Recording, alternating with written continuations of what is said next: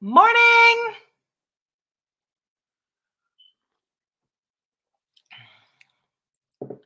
How are you on this Saturday? Oh,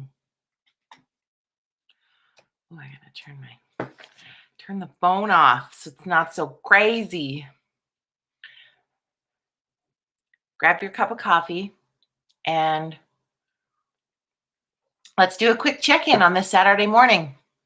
And then you can get on with your day. And I can comb my hair. It'll be a win-win, my friends. A win-win. As you join the coffee this morning, please say hello in the comments. Want to see who's hanging out with us today? Don't be shy. Oh, when you have that first drink of coffee and it goes right down, like it just warms you all the way to your belly button. So Kelly's here. Good morning. It's chilly out there. I'm looking out the window. It looks a little frosty. I have no idea what the temperature is. Alexa, what's the temperature? Right now, it's minus 12 degrees Celsius. Today, expect a high of 1 degree. It was minus 12, she says. Minus 12. Mom's here. Melodine's here. Minus 20? Well, you're in the same place. My Alexa said it's only minus 12. I don't know. Wind chill. There's probably wind chill. Gross. Morning, Chels. Morning, April. Everybody, welcome. I'm just going to give a couple more seconds to let people grab their coffees and settle in for a little morning cup of joe. Yeah. Saturday. Other side of town. It just must be colder. The west side. We're a little hotter on the west side. It is what it is. How are you this morning? What's going on? Good morning, Tara, the babe with the hot new hair. How you feeling on this Saturday morning? I think if I scroll through, everybody who's hanging out that I can see so far is from Alberta. So we'll have an Alberta question to start things off for the morning. How do you feel about some of the announcements from yesterday? Some of the changes, the lifts for restrictions, the opportunity to do something else. How's that feeling for you? I know there's always such a mixed freaking bag around it. It's interesting to me. It's just, yeah. I think as Mike's here. Good morning, Mike. PJ party.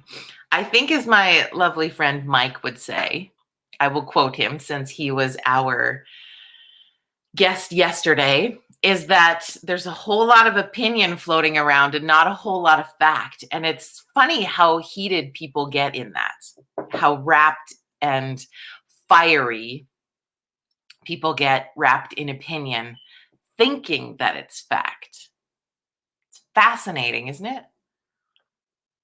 And it's really hard. I know I was talking to someone the other day, and we were talking about how it's really hard to, and this would be to anybody, wherever you're watching from this morning, it's really hard to,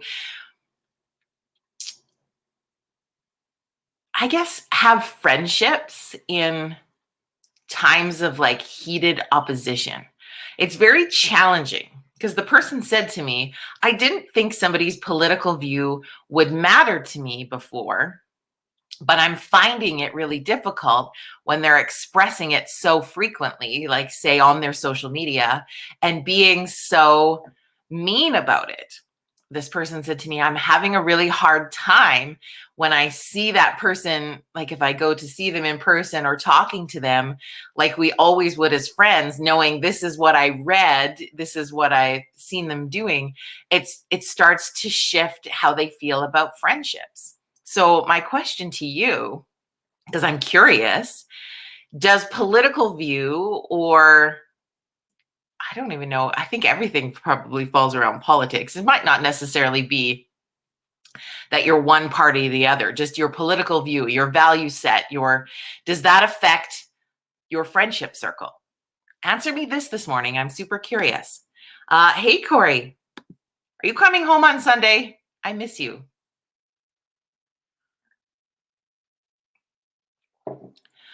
Chelsea shares that it's funny, the announcements. Oh, look, businesses are choosing to open and take their rights back. Let's lift some restrictions. She says, I'm proud of businesses. Everyone has a right to survive. Corey says, yep, she's coming home Sunday. Good. I was worried about you with the changing in flights, but you're in the cutoff zone, I think, so you're good. Morning. Yeah, I agree, Chelsea. I think that, they had no choice to do some lifting with a lot of businesses choosing to open, and you can,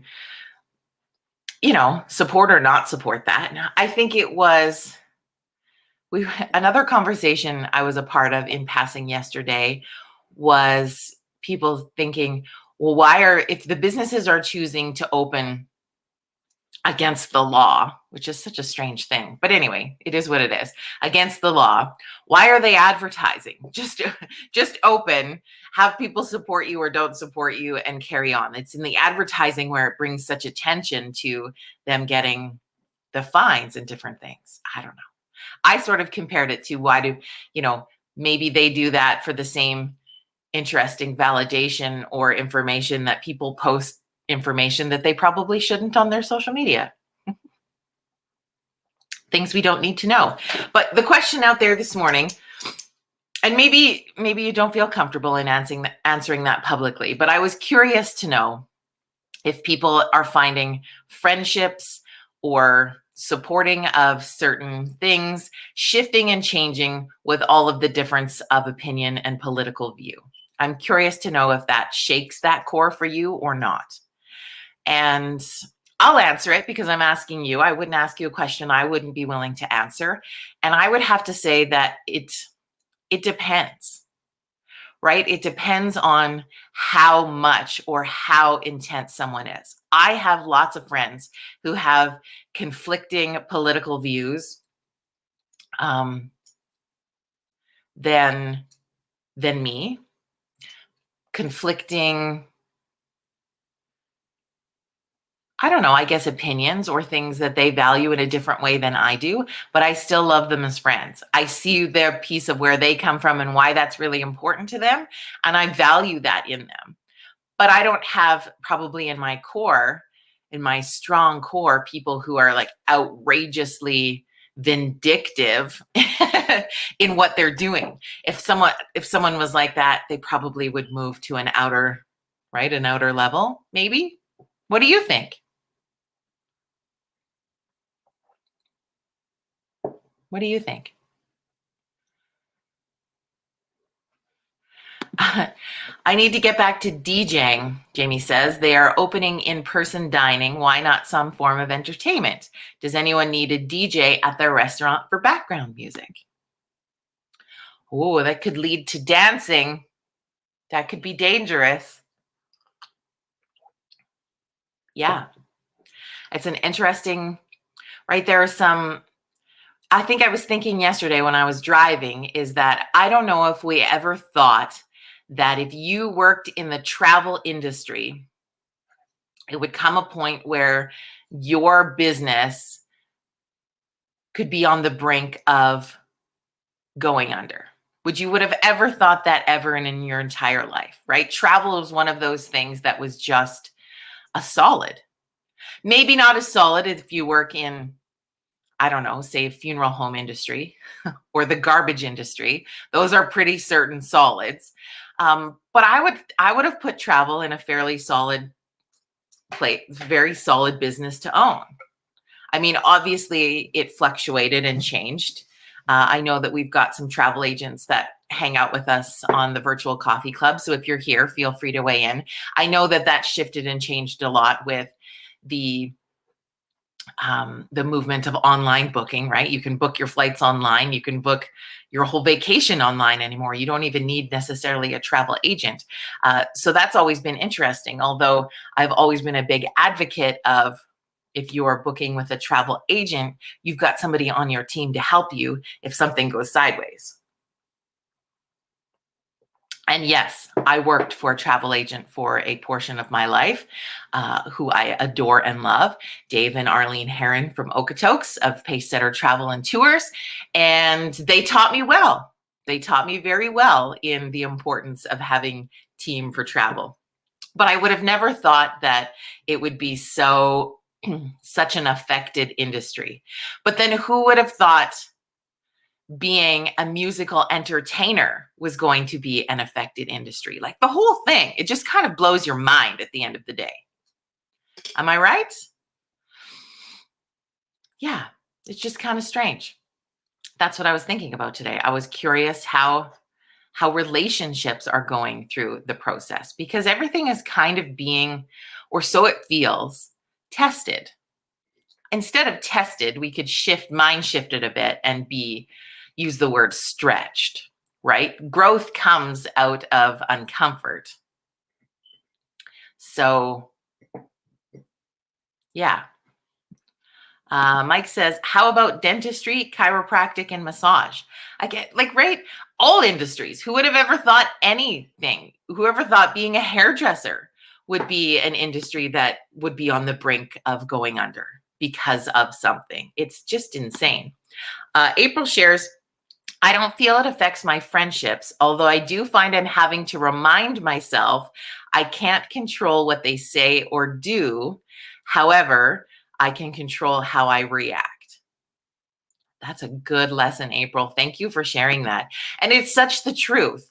And I don't think we're ever in the position as humans that we ever really truly want to control. I mean, unless you're a super control freak and you're out there, bless your heart.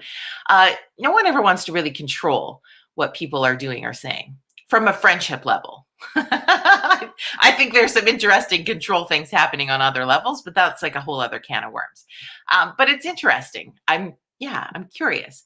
Tara says, I think people are just frustrated. Rights and freedoms have been taken away. It doesn't matter what your political views are. It's a hard pill to swallow, and many are extremely expressive about their feelings, maybe not always in the best way.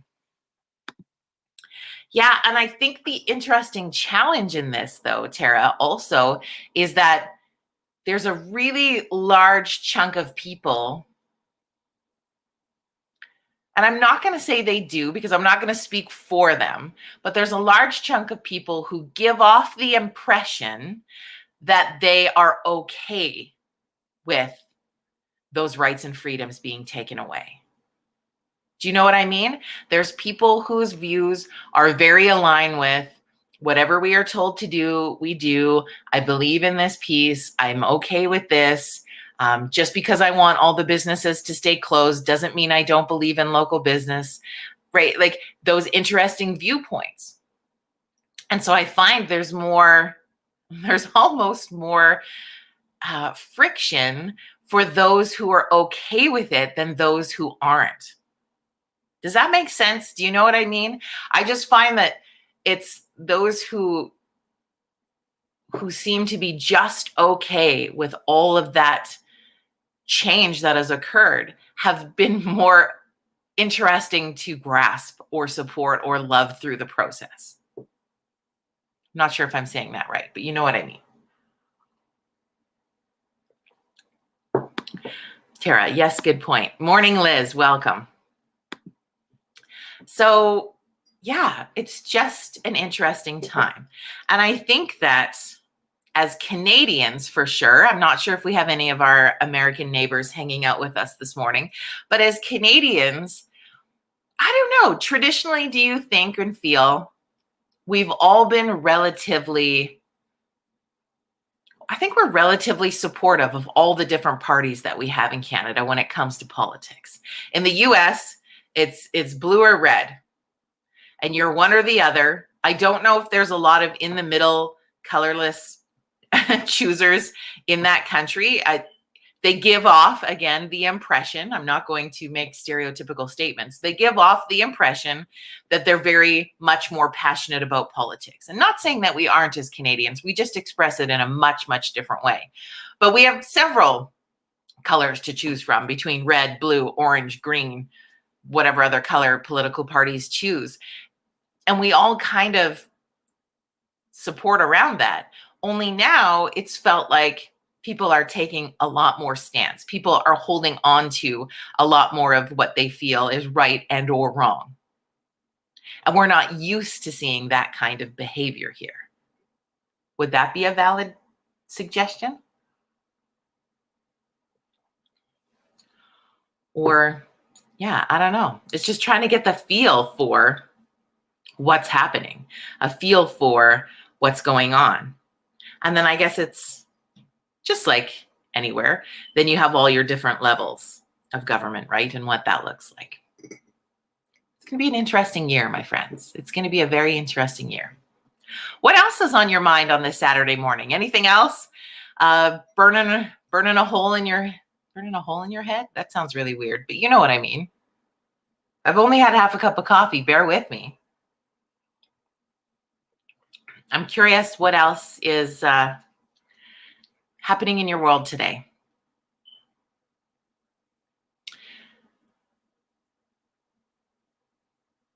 I'm like, what else would be going on? What else would be on your brain? I was going to say, is anybody sick of being told they have to go outside? I mean, I'm all for it. Don't get me wrong. I've always been a nature lover. I've always believed in the healing powers of nature, in the mental health benefits of nature, in the incredible maneuver of something called forest bathing. Always been a huge fan. But now it's kind of like when you love something and then it's shoved down your throat every 5 seconds, you start to be like, well, maybe I don't want to go outside now. It's almost like we convert back to defiance as children in what we're being told we have to do, then you don't want to. Does anybody else have those moments? It's just a fleeting thought that came through that maybe there's that. And so then we want to revert back to maybe we just, whatever, want to stay inside. I don't know. I think we'll have an interesting shift coming as we move into spring. I think that there's interesting, people are getting in an interesting space. It's like the almost boiled pot, the restlessness that you can feel. It's like an energy that's just below the surface that you know is just ready to do something. You're just not sure what. Chelsea says, I'm wondering why I live somewhere where the air hurts my face. Exactly. I feel we should go into a tropical destination, Chelsea. Let's do it. Let's get out of here for like a long period of time so we don't have to worry about this whole flights thing. Like, what is forest bathing? Basically, it's just being in nature. It's the easiest way to explain it. It's being in nature and allowing the environment of it to wash over you in a metaphorical sort of way. I have a book on it you could borrow if you like. Just connecting with Earth, with our divine Mother Earth. Anyway, we're almost at our time limit together on this Saturday morning, my friends. If you have anything else that is on your mind, any thought you would like to share, anything else that you would like to participate in conversation, please do so. If you are catching this video later and not live, still feel free to participate in the conversation and share your thoughts. We continue to have conversation kind of throughout the day after the live is over. So please feel free to engage in that conversation. Sometimes you catch the tail end, sometimes you're here for the beginning. Sometimes you miss parts of it, whatever that looks like. Still feel free to be a part of that conversation today. We would love to hear from you. Tara says, what are your thoughts on the restrictions already being imposed if people don't want to vaccinate? No shots, no flying ever. Has that been determined for sure, Tara? I will admit I haven't read through anything from a federal level at this point. I'm not sure that that's going to fly. Pun intended, maybe. I don't know if you can mandate vaccine. The other thing that we have to think of in the moment when it comes to vaccinations in that regard, Tara, too, is they can't mandate something they don't have also. And currently in Canada, we had 0 vaccines come into our country this week. So you can't mandate something you don't have, for one. So I think that that's going to be a bit of a long ways off. My total thought opinion, no, I have zero anything to back that up. And Tara says, not all airlines, but some. Yeah, and then I think it'll come down to people's choice. Either you will choose to go to use that airline to go to that destination because you are or aren't vaccinated, and it will become choice. I don't know. I think that there's people who strongly believe that is what will be the case. I think what you're hearing a lot in the news right now is media really likes to do predictive news. Okay, so they'll use experts to speak on what could possibly happen, and it comes across as news that will happen. I think there's a lot of talk and there's a lot of speculation happening still. It's curious. It's curious. I'm not sure what that will look like, how that will really roll out, how that affects people. I guess we won't really know till we try it. My personal opinion on the vaccine is still very undecided. So I don't know what I think or feel of it at this point, but I would be disappointed if that was the case, because I think right now, even when you travel there's some destinations where certain vaccinations are recommended for your health and safety. But I don't think, and again, I am not versed enough in the travel industry, but maybe we could get an expert to share some insight on that. But I don't think it's mandatory for you to go to certain countries. And it might be. And if you've done that before, like say you were traveling to, gosh knows where off the top of my head, I'm going to make up a thing, so don't quote me on it. But if you were traveling to country A, I won't even give a name, and they recommend that you have, I don't even remember the name of any of the vaccines now. Gosh, this is such a stally Saturday morning. But, there's destinations where it's like you should have this, this, and this. Malaria, for one. There's one, that kind of thing. I don't know if I ever remember it being that you had to or you couldn't visit that country. But most of the time, if you really wanted to visit that country, then you would take the malaria pills and you would go. Now, I feel like with this vaccine, it would be, would be the same, in that if you wanted to visit that country or utilize that airline and you were required to have this vaccination to do so, either you would choose to do that or you wouldn't, right? Like, I think there's still choice there. I would be utterly shocked. And if it goes that way, you can be like, see, Jody, I told you so. But I'd be utterly shocked if it became mandated for everyone. That's pretty far. That's pretty far. And again, like I said before, you can't mandate what you don't have. And we are like way down the list in Canada for vaccines. Malta has more vaccines than we do. So there you go. That's a long-term goal if it becomes one, but we'll see. Jim says, just curious, what do Canadians think about the PM's decision to order all Canadians return from Mexico and the Caribbean and no travel until the end of April? If you have a thought for that, answer Jim. What do you think about that decision? I can see both sides of it. I really can. Peppermint 34 says the vaccine will help, but they're worried. Yeah, I think everybody's kind of feeling that way.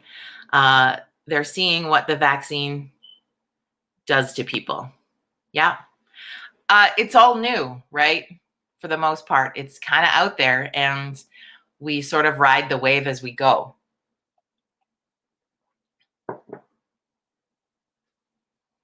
I think there's some interesting things that are being said from the Prime Minister, Jim, to sort of go back to your question.